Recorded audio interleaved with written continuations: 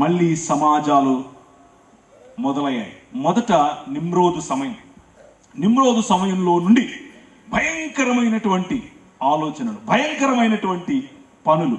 నేను రాజు అని అనుకున్నాడు నిమ్రోదు. ఐ యామ్ ద కింగ్ అని మళ్ళీ ఈ రాజు నిరూపించి, అక్కడ నుంచి ఈ నాగరికత ఎలా పయనించింది అని అంటే మెసొపొటేమియా నాగరికత వైపుకు వెళ్ళింది. మెసొపొటేమియా నాగరికతలో నుండి ఇంకొక కుటుంబాన్ని తీశాడు. ఆ కుటుంబం పేరే అబ్రహాము అనే కుటుంబం. అబ్రహామును పిలిచి, నీ ద్వారా నేను ప్రపంచాన్ని ఆశీర్వదిస్తానని చెప్పాడు, ప్రపంచాన్ని ఐక్యపరుస్తానని చెప్పాడు. నీ పిల్లలు, నీ పిల్లల పిల్లలు, నీ పిల్లల పిల్లల పిల్లల కారణం చేత ప్రపంచం అంతా కూడా ఆశీర్వదింపబడుతుంది అని చెప్పాడు.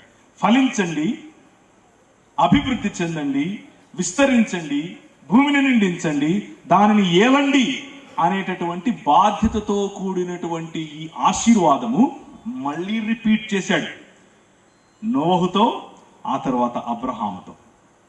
అబ్రహాముకు చెప్పి అబ్రహామును ఏర్పరచుకుని తన పిల్లల గురించి ముందే చెప్పాడు. నీ పిల్లలు 400 పైచిలుకు సంవత్సరాలు ఎక్కడుంటారు?